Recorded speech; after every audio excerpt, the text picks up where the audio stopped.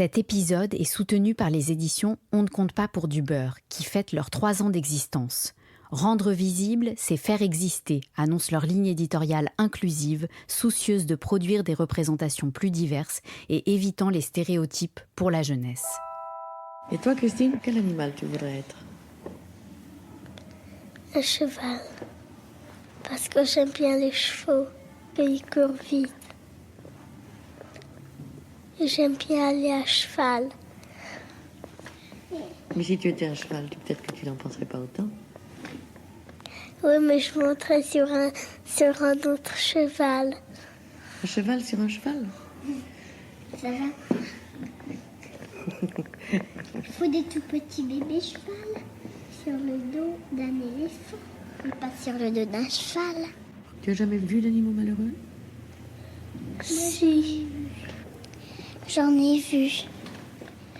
J'en ai vu à la ferme. Les enfants lisent de la politique ? Mais dans quel drôle de monde vivons-nous ? Certains s'en inquiètent, d'autres s'en félicitent. La littérature jeunesse deviendrait de plus en plus politique. Est-ce nouveau ou très ancien ? Est-ce répandu ou très marginal ? Et surtout, est-ce grave, docteur ? Charles Knapek, journaliste à Livre Hebdo, a voulu en savoir plus. C'est le sujet d'ouverture de cet épisode. Je m'appelle Lorraine Malka, je suis journaliste indépendante et vous écoutez Les Voix du Livre, un podcast conçu en partenariat avec les éditions Duno. Chaque mois, je vous embarque chez Livre Hebdo pour entendre le bruit que ça fait quand les pages du magazine du livre se mettent à parler. Au sommaire, en deuxième partie, direction Lyon, à la rencontre de Maya Flandin, une grande sœur pour tous les libraires de France, qui partage avec nous l'histoire à succès de sa librairie Vivement Dimanche, un labyrinthe à 3 portes où l'on adore se perdre. À la fin de l'épisode, les journalistes de Livre Hebdo réunissent leur joyeux comité pour annoncer la météo de l'été. Avant cela, on retrouve Charles Knapek, journaliste à Livre Hebdo, qui nous parle d'un phénomène alarmant, réjouissant, tout dépend. En tout cas bouillonnant, la littérature jeunesse engagée. Les voix du livre en ouverture.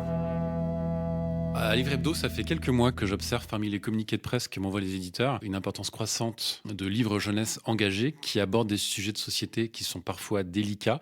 Ça peut être les injustices sociales, les minorités, les handicaps, les stéréotypes, parfois même les violences sexistes ou sexuelles, ou encore l'inceste. Au départ, c'était surtout le cas d'éditeurs spécialisés comme Talent Haut, par exemple, que j'ai interrogé.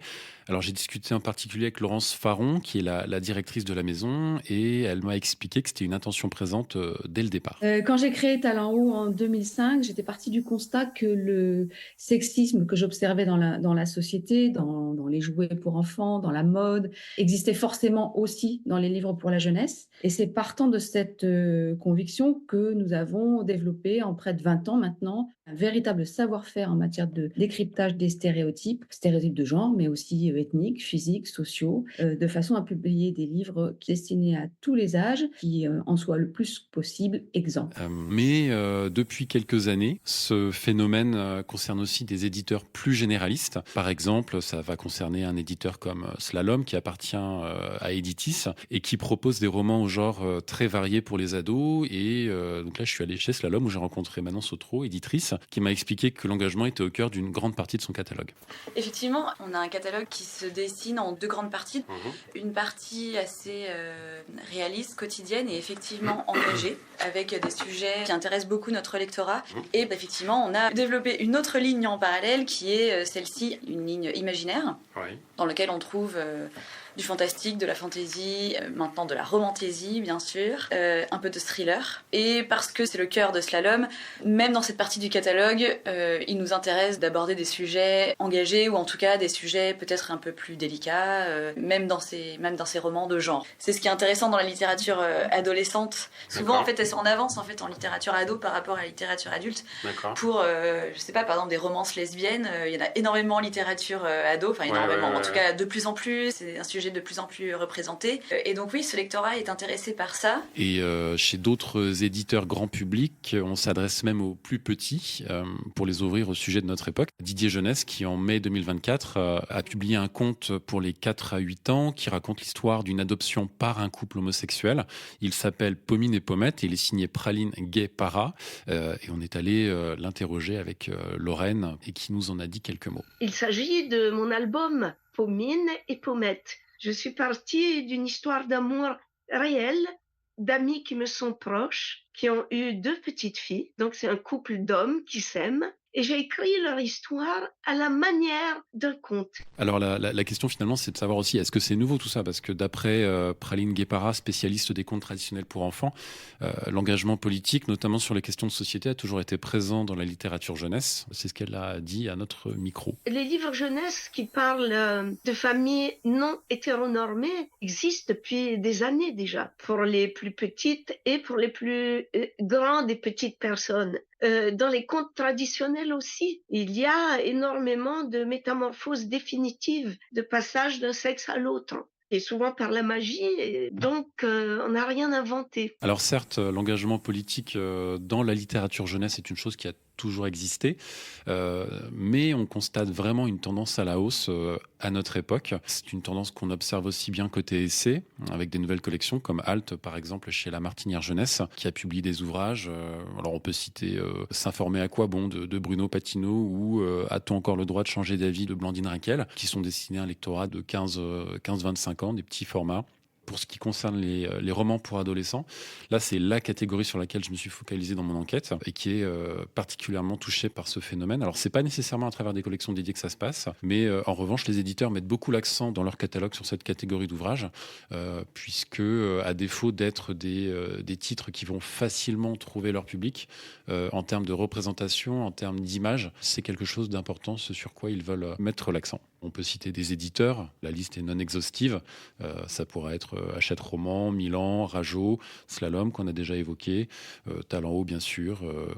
Alors pour tous ces éditeurs, la fiction engagée est un vrai vecteur de prise de conscience politique pour la jeunesse. C'est ce que nous a expliqué Muriel Couélan, qui est directrice de la maison d'édition Rajo. Je crois assez fortement que la fiction, ça peut faire réfléchir les jeunes et peut-être plus que parfois la non-fiction. La fiction, elle permet ça, d'avoir plein de points de vue différents sur une problématique. Je pense notamment à un ouvrage de Jean-Christophe Tixier qui s'intitule Lancer l'alerte. En fait, à travers une fiction qui se lit vraiment comme un thriller, il aborde cette problématique des lanceurs d'alerte. C'est là que je pense que la fiction a ce rôle très important à jouer en rendant accessibles ces sujets de société vis-à-vis d'un lectorat qui va les découvrir. Alors, question, est-ce que ça marche finalement?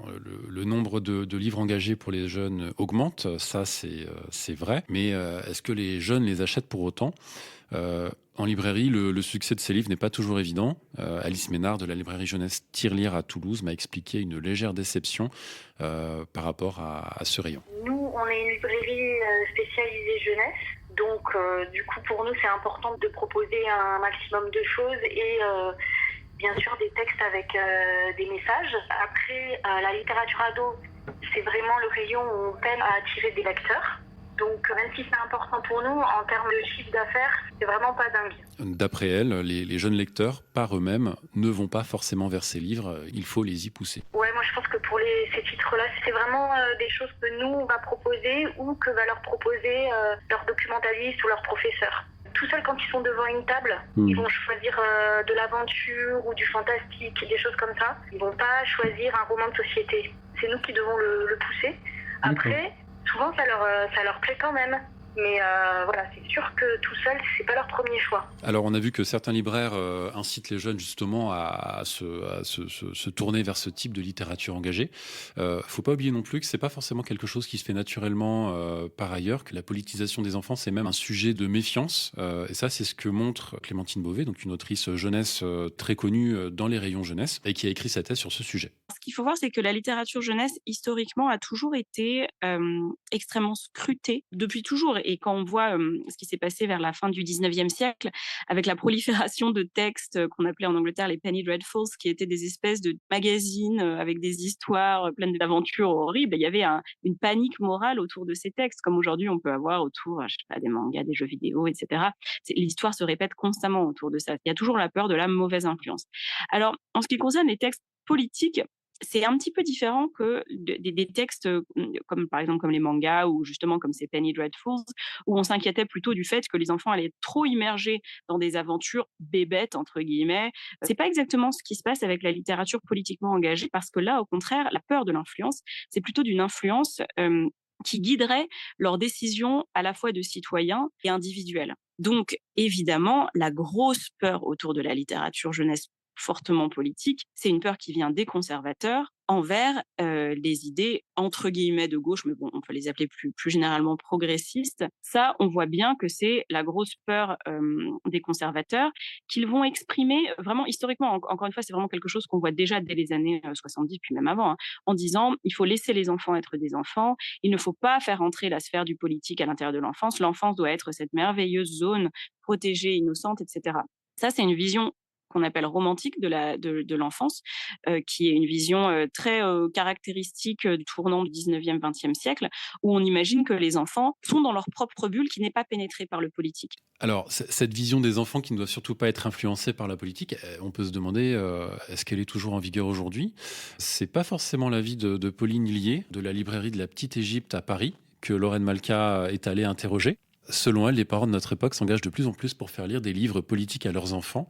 Et les jeunes, les ados, quant à eux, eh bien, selon elle, ça fait bien longtemps qu'ils sont prêts. Ah non, je sais pas. Enfin, nous, ici, on est en plein cœur de Paris, donc je sais pas sur d'autres secteurs s'il y a le même dynamisme, mais on est quand même sur une génération de parents peut-être plus sensibles à ces questions-là que leurs parents à eux.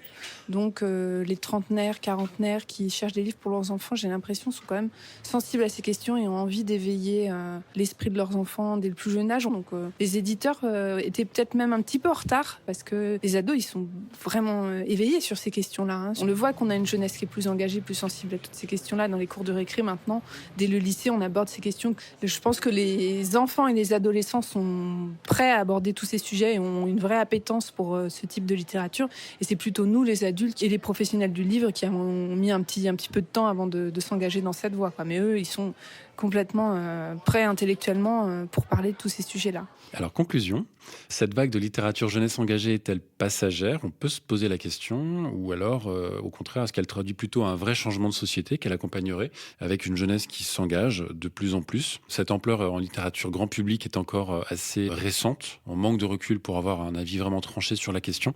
Et donc, pour le savoir, il faudra peut-être continuer à publier ce type de livre.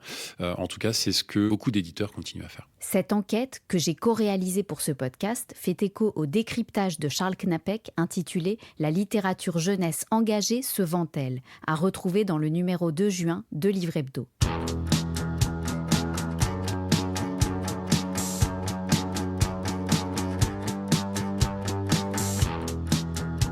Les voix du livre. En chemin. Nous sommes le 5 avril 2024 à Lyon, jour de Mistral. Je suis sur la colline de la Croix-Rousse et je m'apprête à rencontrer Gabriel Pfilliger, responsable de la littérature de la librairie Vivement Dimanche. Il va me présenter aussi Maya Flandin, qui est directrice de la librairie et membre du directoire du SLF, syndicat de la librairie française, ancienne présidente de l'association Libraire en Rhône-Alpes. Sa vision de la librairie a toujours été avant-gardiste, elle a donc plein de choses à nous dire. Bonjour. Bonjour. Bonjour Gabriel. Alors on est à la librairie Vivement Dimanche, on est dans la librairie qui est surnommée l'Aîné. Est-ce que vous pouvez nous expliquer pourquoi ? Oui, alors la librairie a ouvert il y a 26 ans. À l'époque, il n'y avait que ce lieu-là. Au fil des années de notre activité, on s'est un petit peu étendu. Donc on a ouvert un deuxième lieu qui était 10 mètres à côté. Et encore quelques années plus tard, il y a 4-5 ans, on a ouvert un troisième lieu. Et donc pour que les gens s'y retrouvent, on a eu l'idée de les nommer comme une fratrie. Donc nous sommes actuellement dans la librairie Aîné, la plus ancienne, qui regroupe la littérature, les sciences humaines et la bande dessinée. Et nous allons aller dans la cadette, si vous voulez bien, qui regroupe quant à elle plutôt tout ce qui est les beaux-arts, les voyages, la vie pratique, le développement personnel. On y va.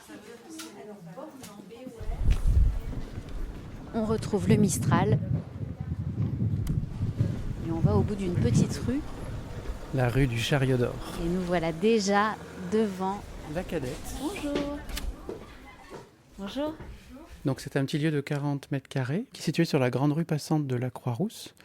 Et en fait, quand on a ouvert cette annexe à la grande librairie, au bout de 15 ans d'existence déjà, beaucoup de gens se sont aperçus qu'il y avait une librairie, alors qu'elle existait déjà depuis longtemps, mais ils ne tournaient pas la tête. Et donc, beaucoup de gens ont découvert qu'il y avait une librairie quand on a investi ce coin qui est, on pourrait dire, pignon sur rue. Et puis très vite, la jeunesse s'est trouvée à l'étroit dans ces 40 mètres carrés. Donc il a fallu qu'on trouve un troisième lieu un peu plus grand pour qu'elle puisse s'épanouir. Nous allons aller, si vous voulez, la librairie qui s'appelle du coup la Benjamine. C'est un troisième lieu qui est situé un petit peu plus loin. On n'a pas réussi à trouver une proximité aussi proche des précédents. Donc on a 200 pas à effectuer dans le quartier de la Croix-Rousse, où on peut profiter de beaucoup de très bons commerces alimentaires. Il y a beaucoup de meilleurs ouvriers de France qui font des très bons gâteaux. Oui, là on passe devant beaucoup de pâtisseries. Tout pour bien vivre à la Croix-Rousse. Lyon n'a pas volé sa réputation gastronomique. Et donc c'est longtemps été un quartier très populaire et là qui est en forte voie de gentrification. Et donc il y a plus de 40 000 habitants sur le plateau. C'est déjà une petite ville en soi. Et comme elle est perchée sur une colline, ça fait un petit peu vide-village. C'est-à-dire que beaucoup de gens ne descendent pas. Ils appellent ça descendre en ville par le métro à Crémaillère. Donc les gens restent sur le plateau, ce qui profite à la librairie. Donc nous arrivons à la librairie Benjamine, donc une autre librairie qui fait 90 mètres carrés, consacrée entièrement à la jeunesse. On descend les marches pour aller voir le rayon manga, c'est ça, et bande dessinée ? Et le rayon pour les adolescents.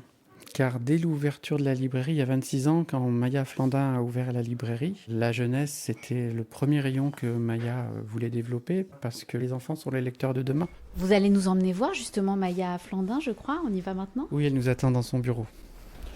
Maya a donc ouvert la librairie assez jeune. Au début, elle a eu beaucoup d'obstacles. La suite lui a donné raison, puisqu'elle a très bien réussi. C'est une librairie qui est un peu le modèle pour beaucoup de gens, parce que c'est une librairie qui a toujours bien fonctionné. Elle a doublé son prévisionnel, ce qui est rare quand on s'installe en librairie, qu'on fasse 2 fois plus que ce qu'on avait espéré.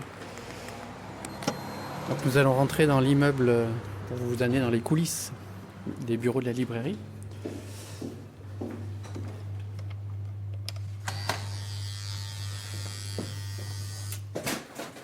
Donc on est en train d'enregistrer en direct une émission podcast. D'accord. On va s'installer juste là, si ça vous va. Ça marche. Moi, j'ai fait des études de communication avec une option édition. Et donc, j'ai toujours été passionnée par les livres. En général. C'est vrai que assez rapidement, je me suis dit que ce que j'aimais, c'était vraiment cet échange autour du livre et que l'aspect commerce m'intéressait aussi. C'est-à-dire que j'aime les livres, mais arriver à convaincre quelqu'un d'en acheter un, c'est très différent. Et ce qui m'a toujours beaucoup intéressée aussi, c'est comment les enfants entrent en lecture. Et j'ai fait mon mémoire en maîtrise, c'était sur ce thème-là. J'avais pris plusieurs classes de CP, CE1 et je les avais interrogés sur leur lecture, comment ils entraient dedans. Et voilà, partant de cet aspect-là, en fait, mon premier souhait de départ, c'était vraiment d'ouvrir une librairie jeunesse. C'est parti de là. Et donc, j'ai décidé d'ouvrir quelque chose à la Croix-Rousse, mais en regardant bien le quartier, je me suis rendu compte assez vite que ce serait limitant, qu'il fallait une librairie générale qui accueille toutes les générations. Je terminais mes études en maîtrise. J'ai travaillé 3 ans à la Fnac. Et ensuite, je savais que de toute façon, je voulais monter mon propre lieu, mon propre projet. Je tenais à ce que les gens se sentent vite à l'aise, même s'ils n'avaient eu aucun contact auparavant avec le livre. Parce que ça, je l'avais testé justement en travaillant dans une grande surface du livre. Je m'étais rendu compte que bien souvent, les gens qui n'ont pas l'habitude du livre et qui n'ont pas les codes, s'ils ne sont pas parfaitement accueillis, ne reviendront jamais. C'est comme une forme de blessure, on sent qu'on n'est pas dans notre monde. Ce que je vous raconte là, ce n'est pas quelque chose que j'ai vécu, mais c'est quelque chose que j'ai vu. Voilà.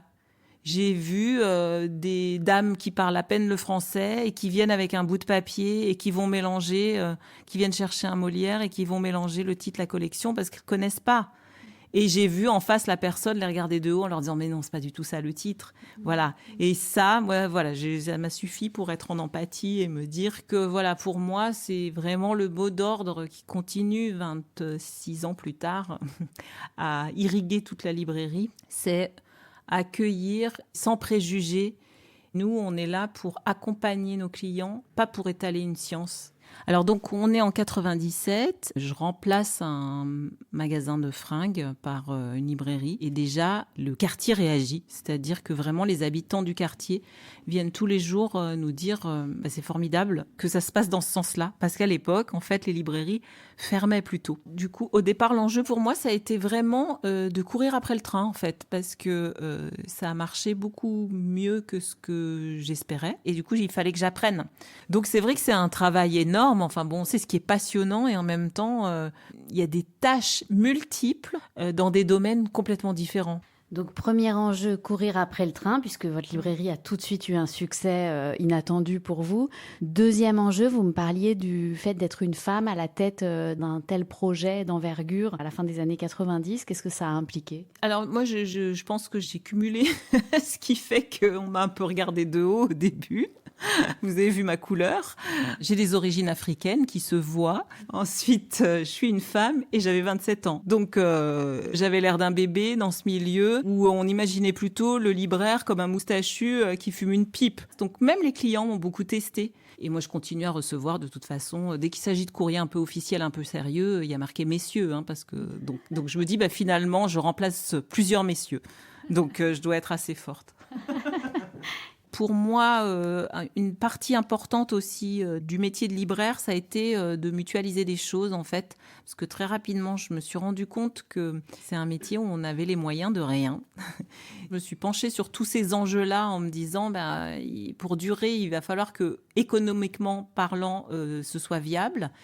Et ça a été vraiment en allant parler, échanger avec d'autres libraires, échanger sur les pratiques, que je me suis rendu compte qu'on pouvait faire avancer des choses. Donc c'est comme ça que je me suis investie dans l'association chez mon libraire, qui est l'association des libraires en Auvergne-Rhône-Alpes. Et je pense que ça a été finalement une des chances de la librairie, parce qu'on le voit d'ailleurs ensuite au confinement, c'est que finalement on était assez organisés, parce qu'on a l'habitude d'être en contact permanent les uns avec les autres. Et c'est devenu maintenant la plus grosse association de libraires en France. Et alors, pour en revenir au syndicat de la librairie française, où là... on part des enjeux de la librairie, mais au niveau national. Et le but du syndicat, c'est de représenter des librairies de toute taille et sur tout le territoire. Donc, il y a vraiment des librairies très rurales, d'autres qui sont en plein centre-ville. Et donc, il y a tous les aspects économiques où, en fait, on a à peu près les mêmes difficultés à des échelles différentes. Et ça sert aussi à ça, d'avoir ces regroupements de libraires. C'est aussi une forme de transmission des savoirs et de transmission de l'histoire aussi de la librairie. Maya Flandin, je vous remercie beaucoup. Qu'est-ce qu'on peut souhaiter à Vivement Dimanche ? Est-ce que vous avez un rêve un peu fou ? Le plus fou, ça a été d'ouvrir la première librairie. Là, maintenant, j'en ai 3. Et donc, ça me paraît déjà assez fou comme ça. Et ce qu'on peut souhaiter à Vivement Dimanche, c'est la plus longue vie possible, et y compris quand moi, je ne serai plus libraire, que ce soit quelque chose qui perdure après moi. Ce serait ça, sans moi. Merci beaucoup, Maya Flandin. Merci. Les voix du livre en haut de la pile.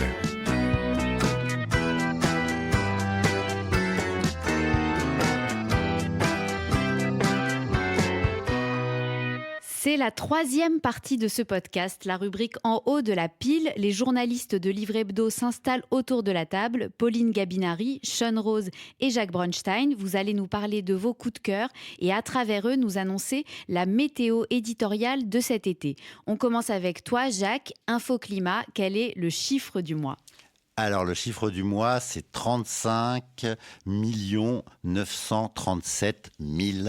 C'est, d'après ce qui nous a été communiqué, le chiffre d'affaires de Gilbert Joseph du boulevard Saint-Michel, qui est la première librairie de France. Car ce mois-ci, dans Livre Hebdo, il y a le classement des 400 première librairie de France. Pas d'énormes changements puisque Gibert est toujours numéro 1 avec son vaisseau amiral du boulevard Saint-Michel à Paris. L'année dernière, ils étaient un peu au-dessus de 36 millions de chiffre d'affaires. Cette année, ils sont un peu en dessous de 36 millions. C'est la même chose avec la librairie Mola à Bordeaux qui est numéro 2, qui a un chiffre d'affaires à peu près équivalent à celui de l'année dernière. On retrouve dans les 10 premiers des librairies comme Savoir Plus à Brissac-Quincey ou la librairie internationale Crélébert à Strasbourg, Cuffet à Abbeville. Bref, c'est un peu toujours les mêmes et tant mieux, ça veut dire que c'est plutôt une profession où il y a une forme de pérennité. La petite nouveauté, c'est notre 3e qui est Amalivre.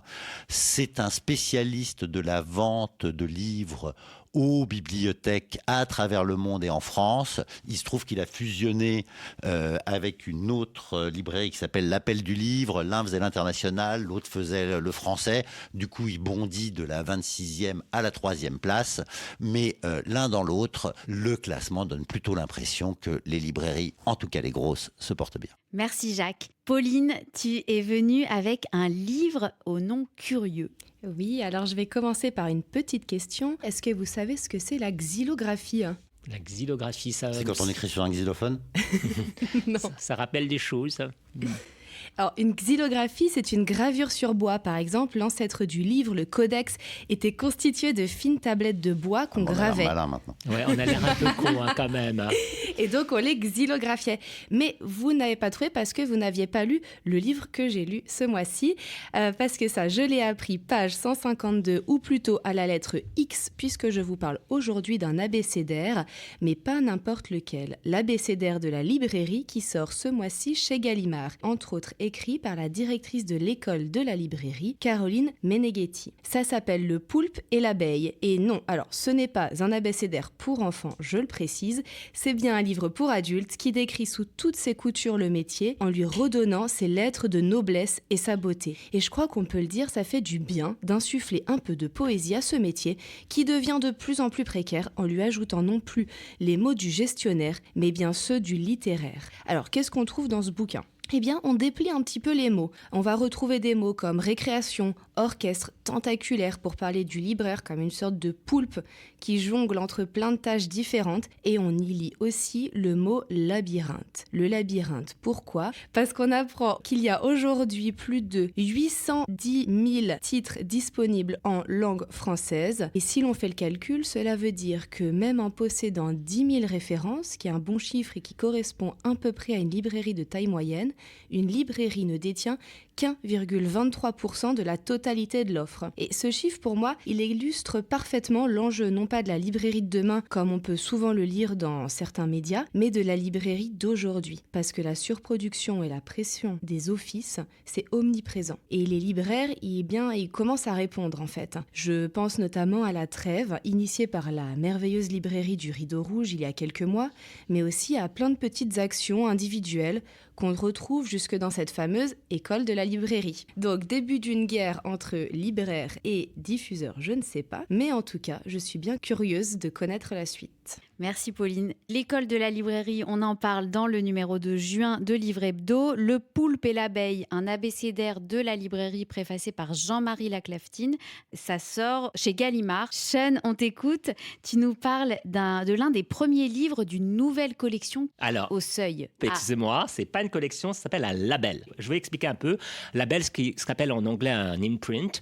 C'est-à-dire que, en fait, la maison, sous cette marque-là, ne peut pas faire ce genre de livre. C'est plutôt une structure plus légère qui a une équipe très resserrée et qui travaille indépendamment éditorialement. Il s'appelle Verso. L'idée, c'est donc Glenn Tavnek qui va diriger ce label, sort plusieurs livres là. Et moi, j'ai choisi un livre de Bryn Weaver qui fait un carton aux États-Unis et partout dans le monde d'ailleurs. Ça s'appelle Butcher and Blackbird. Donc, c'est en fait ce que les libraires américains ont repéré comme de la killer romance.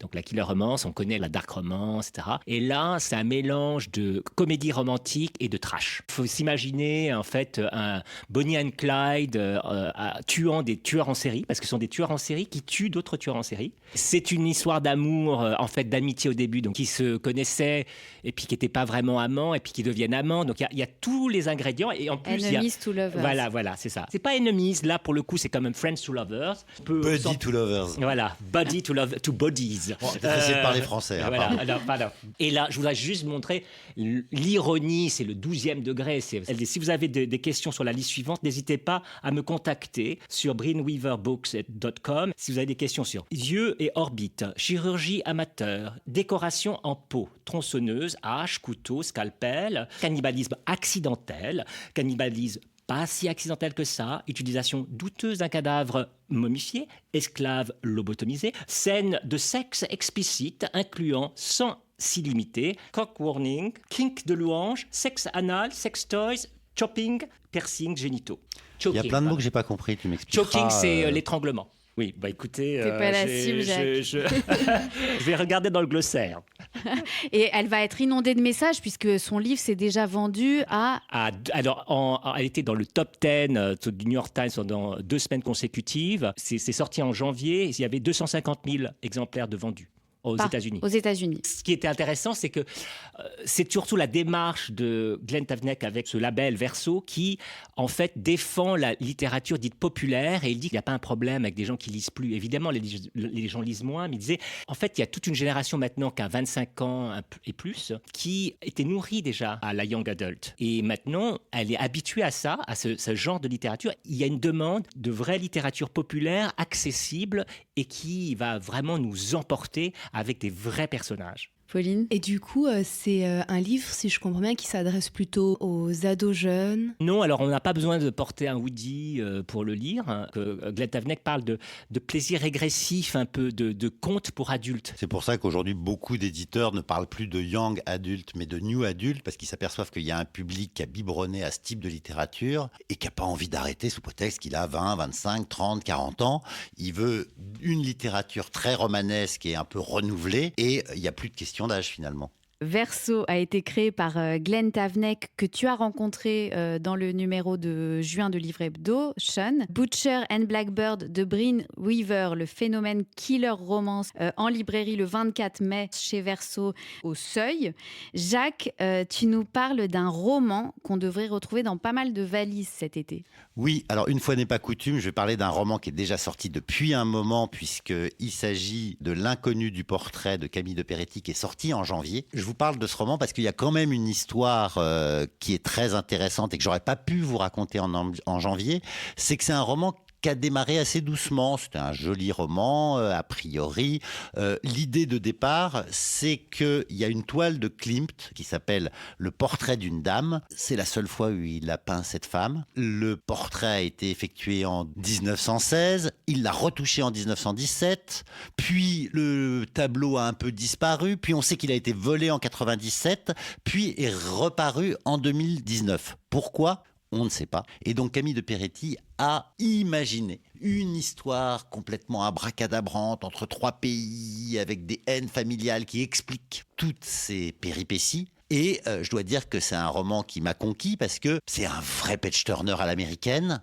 On connaissait Camille de Peretti parce que c'est un bon auteur. Elle avait déjà écrit sur la peinture, sur la cassetti.